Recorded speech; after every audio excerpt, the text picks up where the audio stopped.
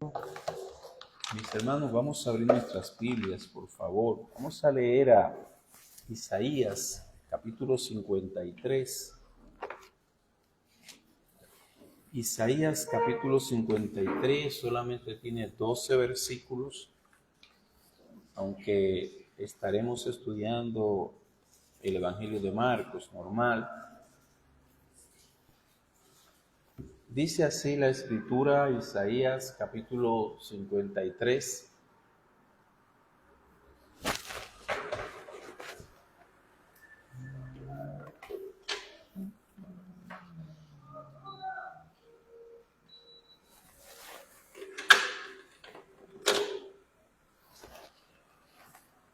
¿Quién ha creído nuestro anuncio y sobre quién se ha manifestado el brazo de Jehová?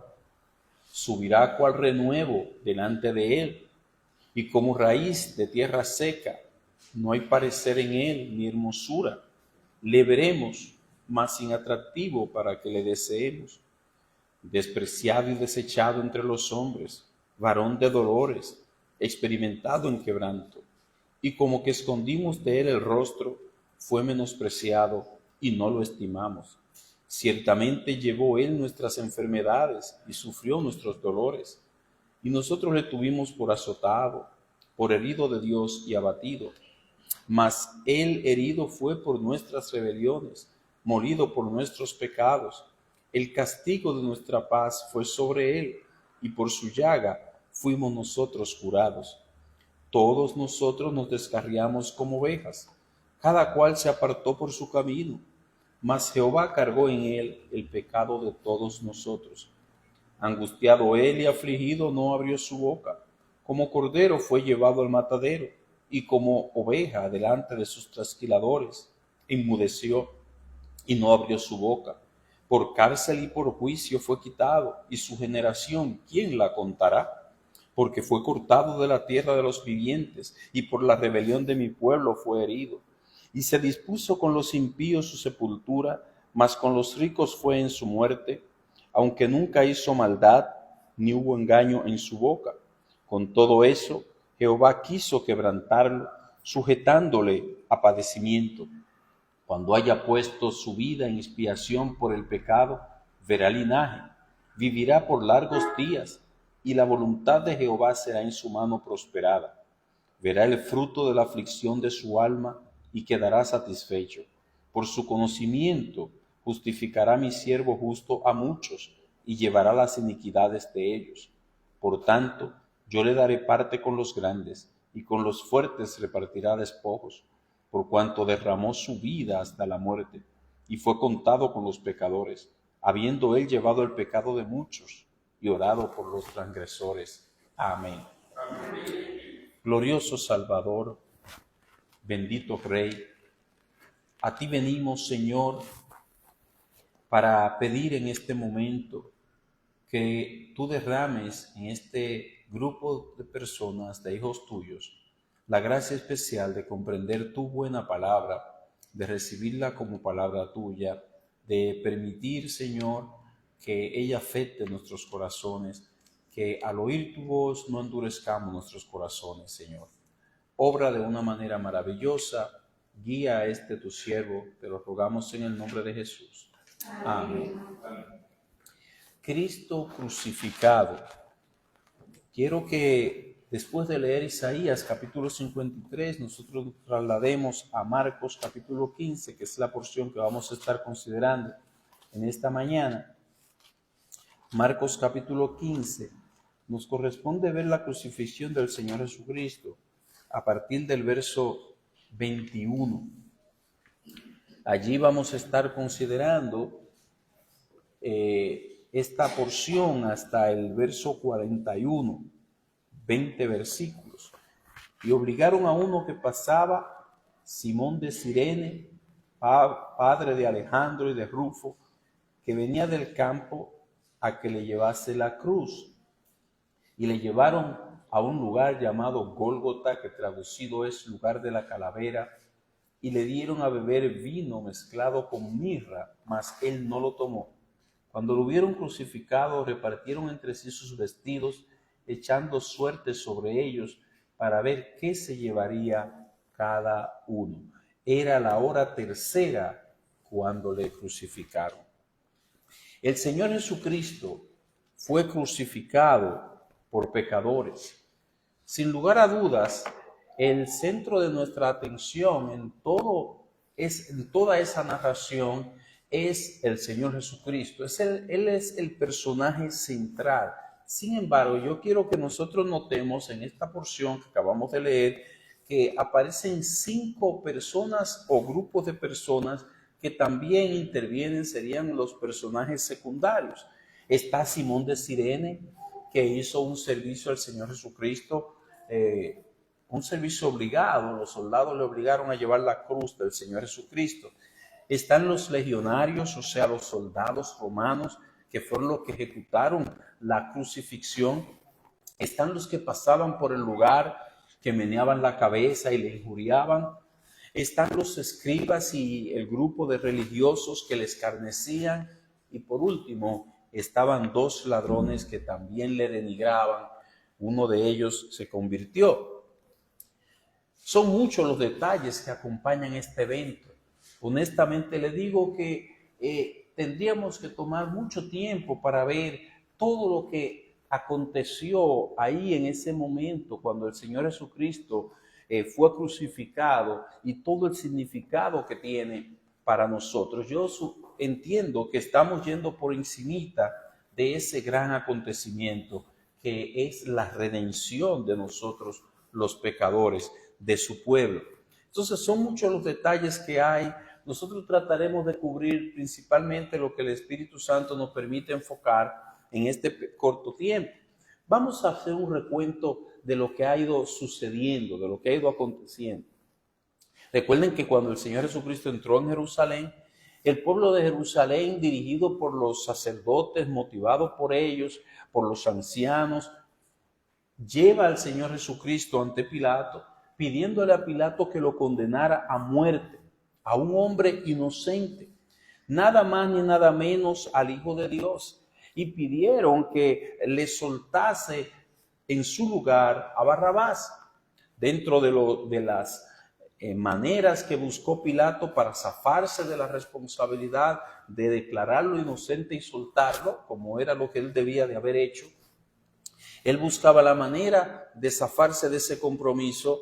Él le ofreció soltarle un preso pensando que ellos escogerían a Jesús, pero ellos escogieron a Barrabás, un político, un revoltoso político que había cometido homicidio, y consiguieron lo que buscaban, consiguieron que Pilato lo condenara.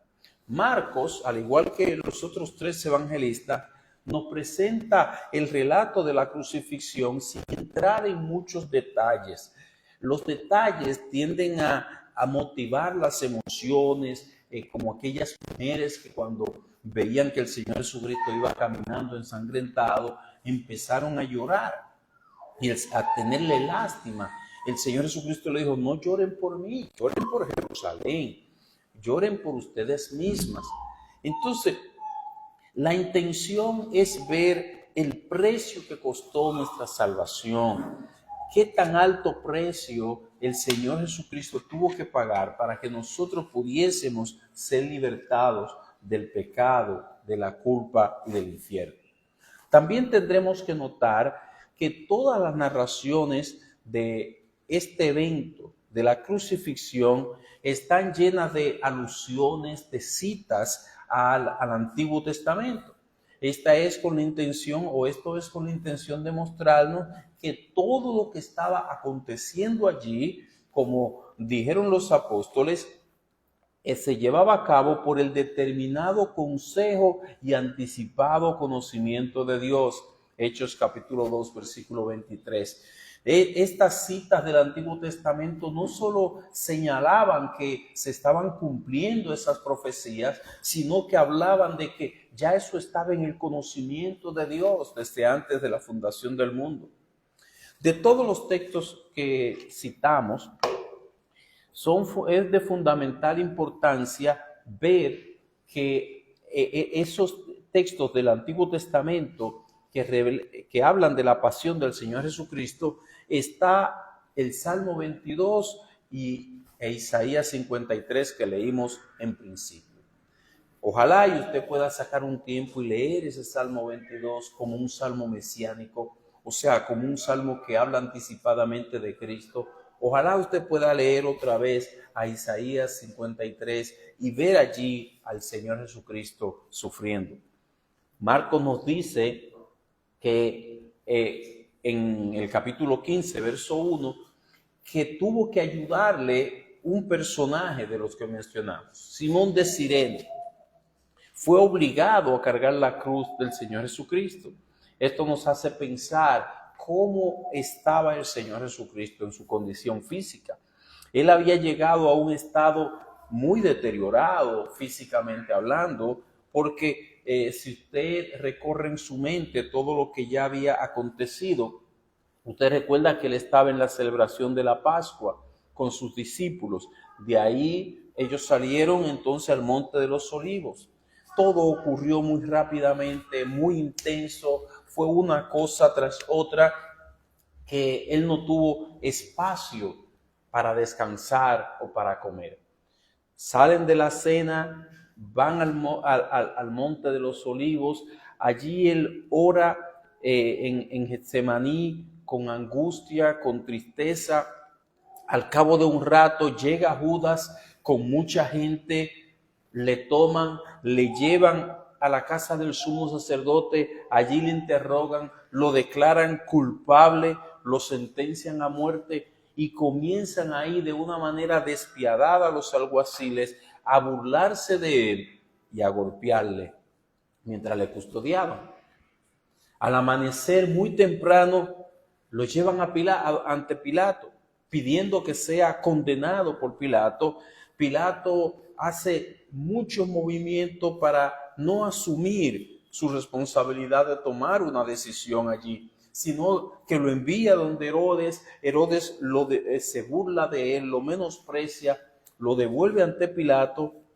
Pilato, queriendo ya satisfacer a la multitud, lo manda sin compasión a azotar brutalmente, para que lo vean ensangrentado y quizás ya decidan dejar eso así y no seguir adelante. Pero los principales sacerdotes incitaban a la multitud para que pidieran a Pilato que él fuera crucificado. Cuando finalmente Pilato decide condenarlo, se lo entrega a los soldados y tuvieron un largo rato para burlarse de él y maltratarle.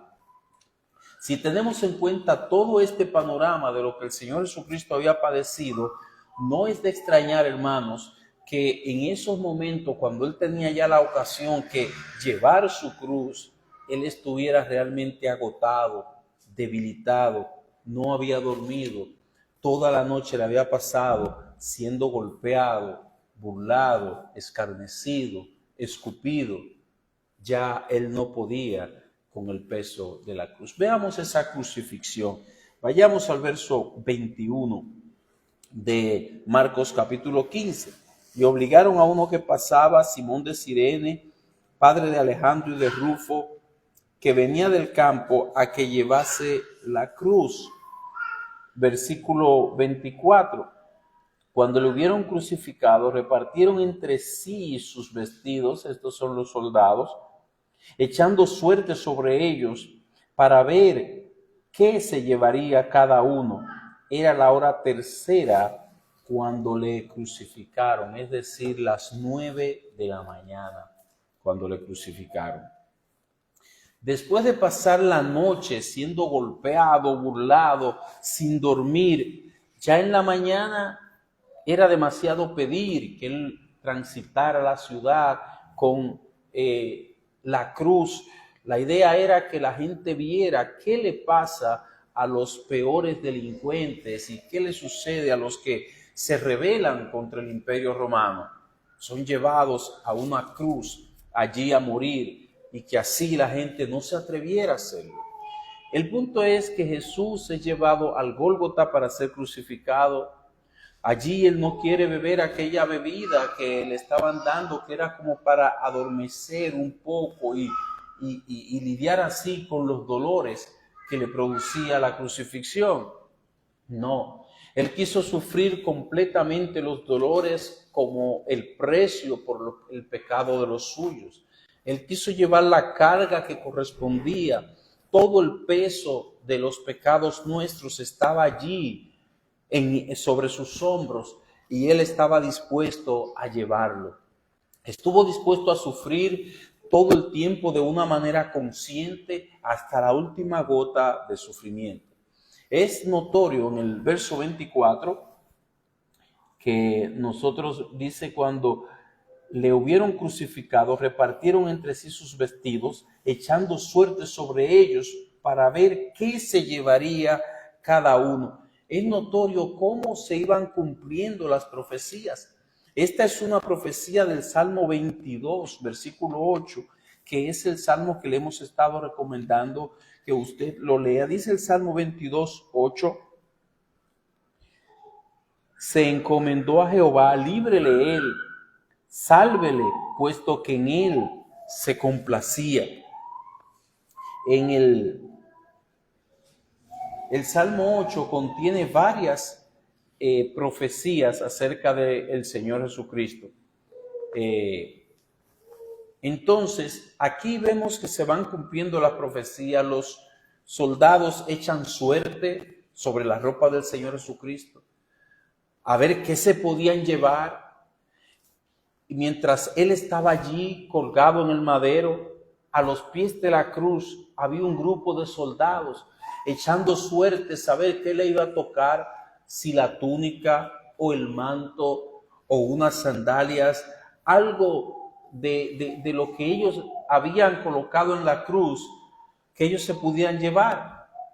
A nosotros nos resulta extraño que estos hombres pudieran tener a su lado al Cristo, a Jesús muriendo, y a ese mismo tiempo estuvieran repartiendo sus vestidos. ¡Qué pena! Desgraciadamente, este ejemplo de indiferencia frente a la muerte del Señor Jesucristo es algo muy común. Es muy común en nuestros días. Muchas personas no tienen interés en el hecho de que el Señor Jesucristo murió en la cruz para dar salvación al pecador. Eso no les interesa. Para que cada uno de nosotros pudiera mirar esa cruz y encontrar salvación. Ellos lo miran con absoluta indiferencia. No les interesa la cruz. Son como estos ciegos soldados que están muy cerca, ahí a los pies de la cruz, estos soldados romanos, pero lo único que les interesaba era qué pieza de ropa usada me puedo llevar. Lo único que les interesaba era algo material. A lo mejor alguno de ellos dijo, wow, me tocó la mejor pieza. Pero ciego, ¿no te estás dando cuenta que ahí al lado está tu salvación? Es mucho, infinitamente mayor lo que tú puedes conseguir mirando con fe esa cruz que esas pocas piezas que tú puedes conseguir, esas pocas piezas de ropa. Pero en cualquier caso, tenemos que decir, mirándolo hoy en el siglo XXI, qué poco se llevaron ellos en el pasado, qué poco se llevaron de Cristo.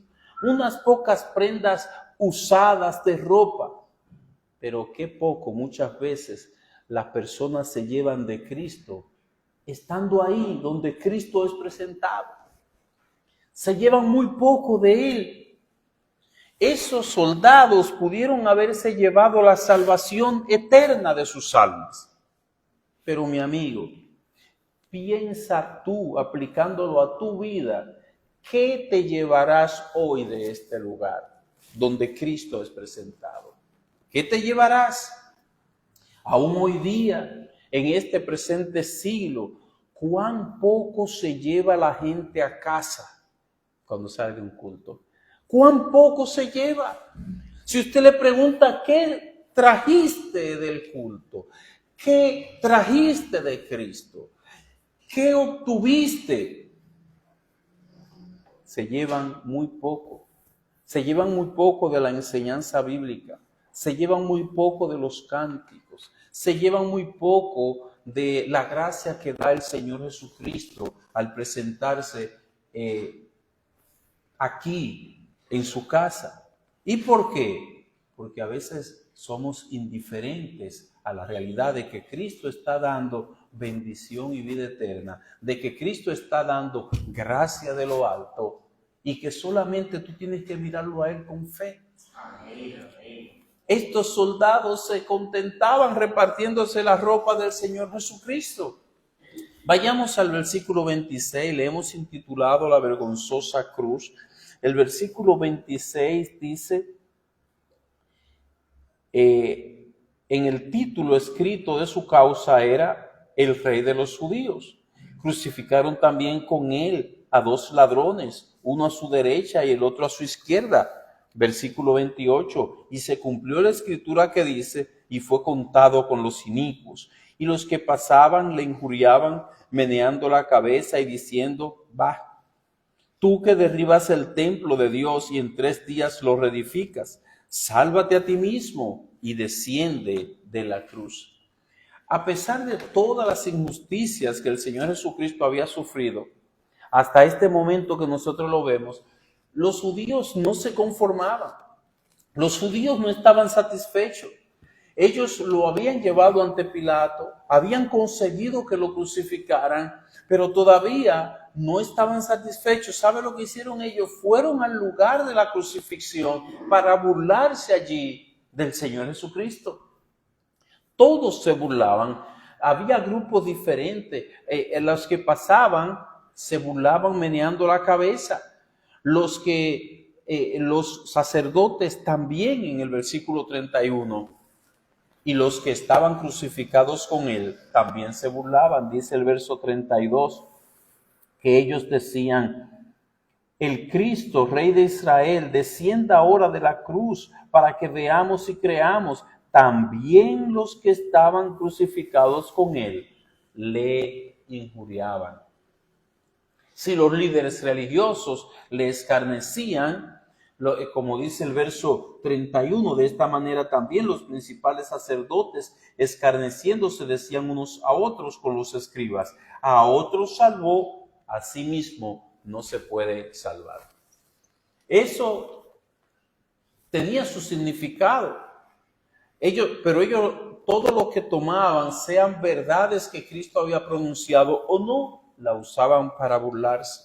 Si los principales sacerdotes estaban burlando y estaban haciendo de la cruz ese lugar tan vergonzoso, ¿qué le esperaba a los demás? Que siguieran a sus líderes.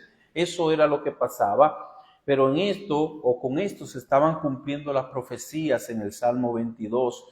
Todos los que me ven me escarnecen, estiran la boca, menean la cabeza diciendo, se encomendó a Jehová, líbrele él, sálvele, puesto que en él se complacía. Salmo 22, versículo 7 y versículo 8.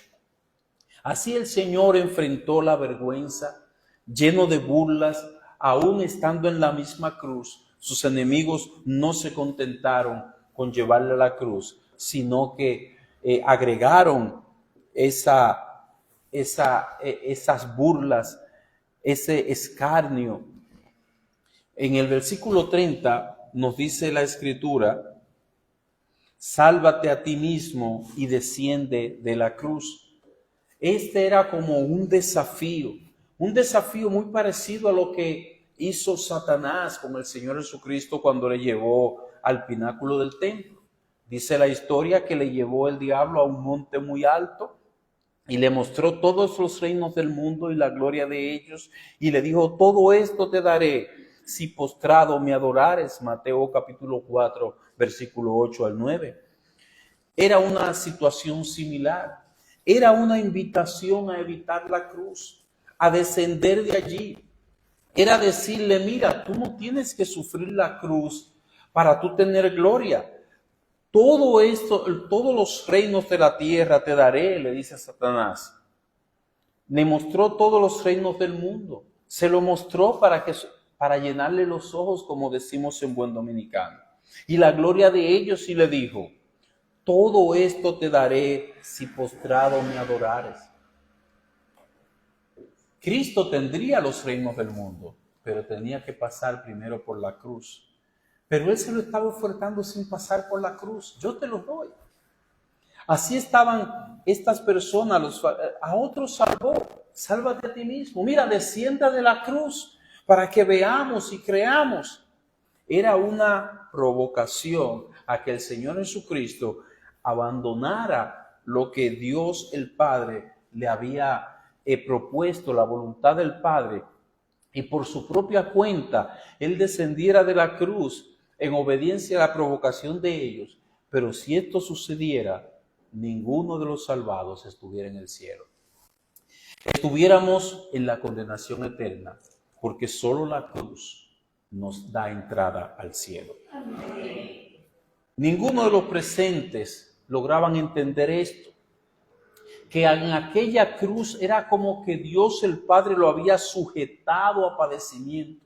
En aquella cruz o de aquella cruz Él no descendía, no porque le faltaba poder, sino porque Él estaba obedeciendo al Padre. Él estaba mostrando amor al Padre y a la humanidad. El amor por los suyos lo sujetaba allí. El Padre, en amor al mundo, lo sujetaba allí para que llevara el pecado de todos nosotros.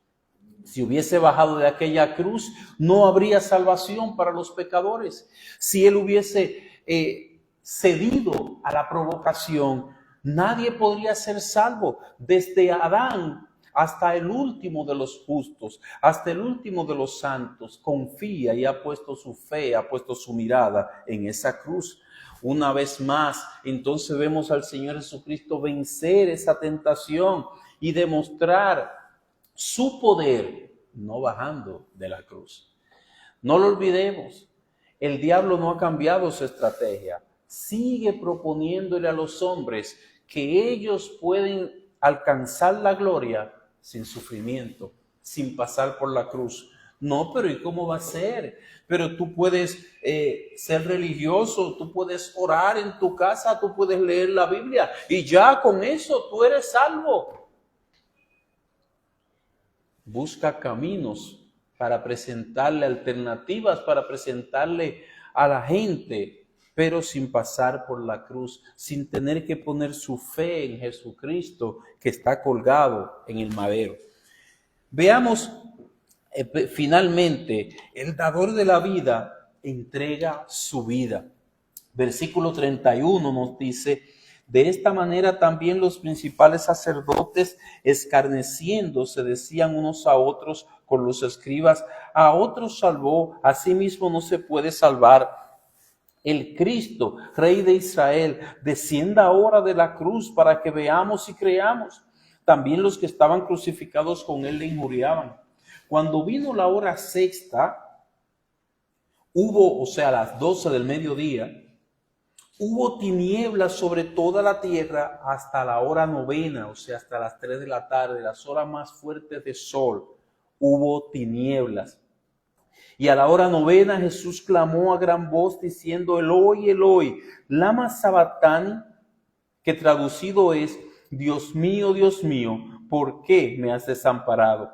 Y algunos de los que estaban allí decían al oírlo: mirad, llama a Elías. Y corrió uno y empapando una esponja en vinagre y poniéndola en una caña, le dio a beber diciendo: dejad, veamos si viene Elías a bajarle. Mas Jesús, dando una gran voz, expiró. Jesús había pasado ya 3 horas en la cruz. Recuerde, desde la hora sexta hasta la hora novena. Allí al mediodía, cuando comenzó la tiniebla, ya Él tenía 3 horas colgado en la cruz. Aún pasarían 3 horas más. Él duró 6 horas colgado en la cruz hasta que entregó su espíritu. Marcos nos dice que justo a la mitad, o sea, a la hora sexta, a las 12 del mediodía, ocurrió algo asombroso. Hubo tinieblas sobre toda la tierra. se asume, se entiende que era sobre toda la región de allí. Usted se imagina, mi hermano, que a las 12 del mediodía, que el sol está justo en el centro, sea el momento y la ocasión donde todo se torne tiniebla. Debemos entender esto como un fenómeno sobrenatural, como una obra sobrenatural de Dios, puesto que es la hora donde el sol más intensamente está iluminando. Esa intervención directa de Dios fue con el propósito de llamar la atención a toda esa muchedumbre que estaba reunida allí, que era inusual, había mucha gente y que pedían señal del cielo. Sin embargo, la señal que les había enviado el Señor era muy diferente a la que ellos pedían, a la que ellos esperaban. Aunque por supuesto, eso no les cambió, eso no les hizo creer, no les llevó a creer. Ellos se sorprendieron de que todo se tornó oscuro a las 12 del mediodía. No era usual, pero no se arrepintieron en ese momento. Estas tinieblas expresaban, eran una manifestación de la oscuridad espiritual que envolvía al Señor Jesucristo en la cruz. Era señal del juicio de Dios sobre el pecado. En el simbolismo bíblico, las tinieblas indican separación de Dios. Dice Primera de Juan capítulo 1, versículo 5, las tinieblas de afuera. Era una expresión que el Señor Jesucristo utilizaba para referirse al infierno en Mateo capítulo 8, versículo 12. Habla de las tinieblas de afuera. Es algo cuando Dios en su juicio contra el pecado se separa de la persona. Se trata de una exclusión, de una separación total, de una absoluta distancia de la presencia de Dios. Hasta ese momento, el Señor Jesucristo nunca se había separado del Padre, no había sido abandonado. Él había sido dejado por los hombres. Recuerde que Judas le traicionó, Pedro le negó, los discípulos se fueron huyendo. Él tuvo que afrontar solo todo su dolor hasta la cruz. En ese sentido, él había sido dejado, pero no había sido dejado del Padre. Él mismo dice, mas no estoy solo, porque el Padre está conmigo. Juan capítulo 16, versículo 32. Pero al entrar dentro de esas densas tinieblas que cubrieron el Gólgota, todo oscuro, allí no había una lucecita encendida. El Hijo de Dios estuvo totalmente solo, abandonado, incluso por Dios mismo. ¡Qué gran misterio! Jesús mismo expresó, Dios mío, ¿por qué me has desamparado? Versículo 34. Dice Pablo explicando acerca de esto, al que no conoció pecado, por nosotros lo hizo pecado, para que nosotros fuésemos hechos justicia de Dios en él. Dios lo hizo pecado. Lo que Dios estaba viendo allí era un hombre completamente pecador, sobre el cual él derramaba su ira, del cual él se separaba. Si el resultado del pecado es la separación de Dios, al cargar al Hijo de Dios toda la culpa, todos nuestros pecados sobre él en la cruz, Dios tuvo que apartarse de su Hijo. Y esto, hermanos, era una experiencia que Cristo no había experimentado. Dios el Padre tuvo que exponerlo a su ira, a sus juicios divinos. Las tinieblas son señales del juicio total y completo de Dios. Es como dice Isaías capítulo 59, versículo 2. Pero vuestras iniquidades han hecho división entre vosotros y vuestro Dios, y vuestros pecados han hecho ocultar de vosotros su rostro para no oír. Una separación completa. Nuestras iniquidades, en este caso las llevaba a Cristo, hicieron una división entre nosotros y nuestro Dios. Nuestros pecados hicieron ocultar de vosotros su rostro para no oír ni siquiera las oraciones, ni siquiera el llanto, ni el frenético grito hacía que el oído de Dios se abriese. Las tinieblas nos enseñan la profunda gravedad del pecado a los ojos de Dios. Las tinieblas nos enseñan cómo el pecado separa total y completamente de Dios. Las tinieblas nos enseñan cómo Dios manifiesta su enojo contra el pecado. Y en ese momento era Cristo que cargaba nuestros pecados. El pecado de todo su pueblo. El pecado de todo aquel que cree en Él. El pecado de todos aquellos que creerán en el futuro. Dice el versículo 34, y a la hora novena, o sea, a las 3 de la tarde, Jesús clamó a gran voz diciendo, Eloi, Eloi, lama sabactani, Dios mío, ¿por qué me has desamparado? En medio de esa tiniebla, todo el mundo sorprendido porque había oscuridad, no se veía nada. Irrumpió una voz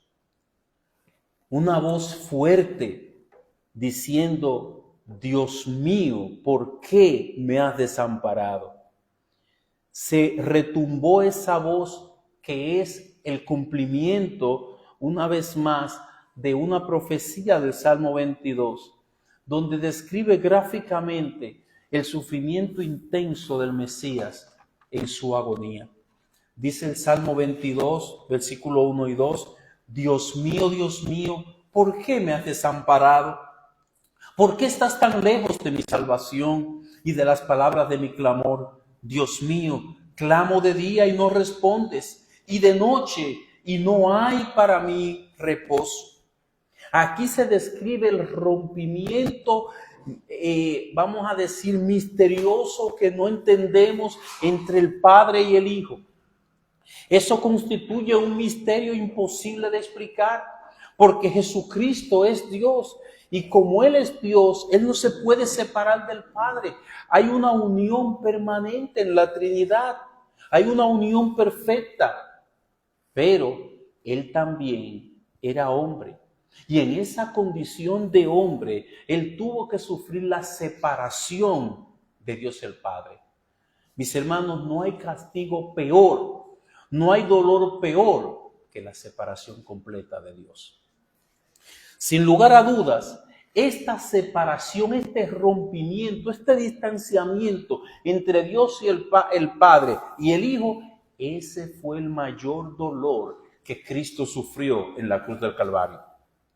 Por supuesto, Él sufrió terribles padecimientos físicos, Él tenía clavos, Él padeció el dolor que le produjo el ser abandonado por los suyos que mencionamos hace un momento, pero nada de eso se podía comparar con la separación que Él experimentó de su Padre.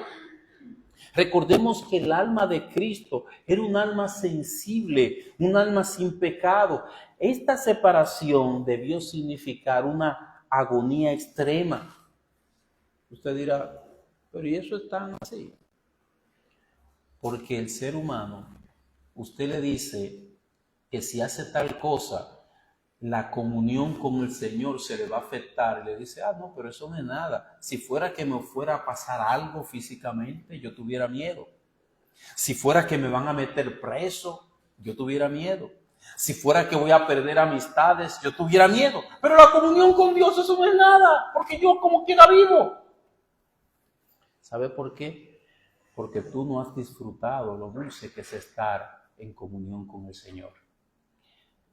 No hay lugar más dulce que estar con el Señor. Dice el salmista, un hombre con pecado, dice el salmista que es mejor un día fue cerca de él, en la presencia del Señor, en su casa, que 1000 fuera de ellos. 1000 días son varios años. Pero es mejor uno solo en la casa de Dios, en comunión con Él, que 1000 fuera de ellos. Cristo había disfrutado de comunión con Dios el Padre desde la eternidad, por toda la eternidad, una comunión perfecta, y ahora se había roto por causa del pecado. ¿Por qué me has desamparado? Una agonía para un alma tan sensible como la del Señor Jesucristo. Esto era una agonía extrema. Repito, quizás nosotros no lo entendemos. Desgraciadamente, para muchos, el romper comunión con Dios no es algo que apreciamos, que valoramos. Para nosotros eso no es un problema grave, pero para Cristo esto era vital, esto era el todo. Oh, mi amigo, ojalá y tú te animes a romper con el pecado y a unirte a Cristo, a romper tu relación con el mundo y a entrar en una comunión con el Señor Jesucristo y su pueblo, porque no puedes tener comunión con el mundo y comunión con Cristo a la misma vez. Es necesario que haya una ruptura, es necesario que haya una separación. Cuán penoso es cuando nosotros por nuestro pecado perdemos la comunión con el Señor. Cuán doloroso es cuando nosotros, en lugar de estar relacionándonos con el Señor, avivando el fuego de su amor, uniéndonos más al Señor Jesucristo, nos estamos uniendo más al mundo. Versículo 37 nos dice, estamos en Marcos, el capítulo 15. Dice el verso 37, mas Jesús, dando una gran voz, expiró. Ya el Señor Jesucristo llevaba 6 horas crucificado, sangrando, los dolores. Él tenía que hacer un gran esfuerzo para tomar aire. Por eso es que hablar de que Él dio una gran voz, eso fue un milagro de parte de Dios, que de hecho impresionó al centurión. Dice la Escritura que él, cuando vio las tinieblas, cuando oyó la voz, llegó un momento en que él se impactó y dijo, verdaderamente este hombre es hijo de Dios. Ojalá muchos salgan impactados de aquí. A los pies de esa cruz, algunos se llevaron unas piezas de ropa, otros se fueron golpeando el pecho, otros sencillamente los religiosos llegaron a satisfacer su deseo de injuriar al Señor Jesucristo, pero no se llevaron más nada de allí. Oh, mi amigo, siempre procura llevarte algo de valor de tu encuentro con el Señor y su pueblo. Siempre procura que donde Cristo es anunciado, proclamado, donde Cristo es por medio de su palabra abierto, dado a conocer, tú puedas llevarte algo de mucho valor para tu alma. Entonces, volvamos al versículo 37, a esa gran voz con la que el Señor Jesucristo proclamó lo siguiente: consumado es, nos dice Juan. Él lo dijo a gran voz, fue lo último que pronunció. La muerte era un hecho para él, pero momentos antes él pronunció estas palabras. Cuando los que estaban crucificados morían, ya era porque ya había pasado una agonía muy grande. Por eso esta es de la peor de las muertes, porque era una muerte lenta y dolorosa. En esas condiciones en que estaban crucificados, no era normal que elevara la voz, no era normal que dijera nada a gran voz, porque él estaba luchando por conseguir apenas aire. No podía decir algo así al instante de morir. Entonces, por eso nosotros decimos que hubo una obra milagrosa de parte de Dios, el Padre, allí, para que él pudiera proclamar esas palabras. Entonces, debemos entender así que esta gran voz anunciaba la consumación de la obra de redención. Dice Juan que sus palabras fueron, en Juan capítulo 19, versículo 30, consumado es, y habiendo inclinado la cabeza, entregó el Espíritu. Esas son las palabras de victoria. No la victoria solamente de Cristo, sino de todos los redimidos. Consumado es, la obra redentora ha sido hecha, el pago ha sido realizado. ¿El pago de qué? El pago por el pecado. Esa gran voz fue la proclamación de la victoria de los redimidos.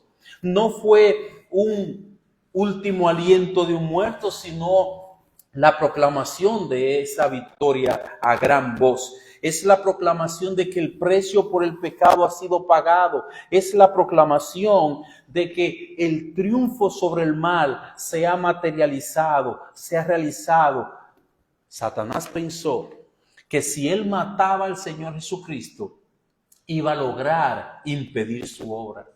Por eso lo persiguió desde que nació. Ustedes recuerdan cómo Herodes mandó a matar a todos los niños que estaban por ahí alrededor de los 2 años, buscando matar al Señor Jesucristo.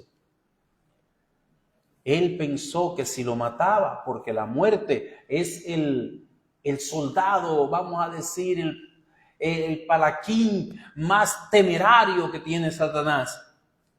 Él pensó que si le mataba ganaba la victoria. Pero el Señor Jesucristo con su misma alma lo venció. Es lo que dice Hebreos capítulo 2 versículo 14, para destruir por medio de la muerte al que tenía el imperio de la muerte. Cristo con la muerte venció al que tenía el imperio de la muerte, con su propia alma. Eso nos recuerda lo que hizo David, que allí estaba ese soldado fuerte y bien protegido, desafiando. Y cuando David le golpeó con la roca en la frente con su propia espada, lo mató. Cristo hizo lo mismo. Destruyó por medio de la muerte al que tenía el imperio de la muerte. La victoria de Cristo sobre el pecado fue con su muerte. La victoria nuestra es la muerte de Cristo. La gloria nuestra es la cruz. Nosotros vamos al cielo por esa cruz, por mirar esa cruz. Esa es nuestra victoria. Sin la cruz no hay salvación. Cristo por eso dijo a gran voz, consumado es. Y yo sé que en los cielos retumbaron todos los santos que estaban esperando ese glorioso acto para sellar su salvación. Desde Adán hasta el último de los santos esperaba esa victoria, porque toda la fe de ellos apuntaba a ese evento de redención. La obra ha sido consumada, el sacrificio fue aceptado en el cielo, el pago por el pecado fue efectuado. Solo mirando a esa cruz encuentra a alguien perdón. Gloriosa victoria la de Cristo. La cruz no es para lamentar. Dice Pablo que esa es nuestra gloria. Yo me glorío en la cruz de Cristo. Esa es nuestra gloria, esa es nuestra salvación. Allí descansa todo lo que nosotros podemos tener de Dios. A manera de aplicación, hermanos, recuerde, la cruz de Cristo debe ser siempre el objeto de nuestra mirada. Debemos mirar a ella. Cada vez que miramos esa cruz de Cristo, encontramos todo lo que nuestra alma necesita. Por ejemplo, si el pecador mira la cruz, aunque esté sumido en el peor de los pecados, aunque esté siendo esclavo del peor de los vicios, encuentra en esa cruz alivio para su alma, libertad para su alma. Ningún esclavo ha venido a la cruz y ha salido siendo un esclavo. Ha salido libre por esa cruz. Échele una mirada a la cruz. Descanse en fe en esa cruz, en la muerte de Cristo. Esa cruz nos hace sentir confiados de cuál será nuestro destino eterno. Nuestras almas, ¿a dónde irán? ¿Sabe por qué nos hace sentir confiados? Porque allí fue pagado el precio del pecado. Hasta el último centavo por el pecado fue pagado allí. Ahora se nos dice, ninguna condenación hay para los que están en Cristo Jesús. Ya Dios el Padre castigó al Hijo. Ahora no hay condenación para nosotros en Cristo. ¿Está usted en Cristo? ¿Ha confiado en Cristo? ¿Ha depositado toda su fe en Cristo? ¿O todavía usted cree que usted siendo bueno puede llegar al cielo? ¿O todavía usted cree que usted no ha hecho nada? ¿O todavía usted cree que sus manos están limpias? Mientras usted piense así, sus ojos van a mirar a sus obras, sus ojos se van a concentrar en usted mismo. Pero para ser salvo, usted tiene que mirar con fe a Jesucristo. Para usted poder decir ninguna condenación hay para mí, usted tiene que descansar en el Señor Jesucristo. Por último, esa cruz rejuvenece nuestro amor por Cristo. Al mirar allí al que sufrió por nosotros, nosotros le amamos más. Al mirar allí al que murió por nuestros pecados, nosotros caminamos con esperanza hacia adelante. Esa cruz es la muestra del amor de Dios por nosotros. No hay otra muestra más alta de amor que esa. Cuán bendita es esa cruz. Echémosle siempre una mirada a esa cruz. Vamos a orar. Padre amante y bendito Señor, gracias por Cristo. Gracias, Señor, porque lo colgaste del madero para que tu pueblo, confiando en Él, pueda tener salvación. Gracias por los millares que estarán en el cielo por esa cruz. Gracias, Señor, porque confiamos, esperamos y te pedimos que los que están aquí hoy escuchando también encuentren salvación en ese Cristo crucificado, en cuyo nombre te pedimos. Amén.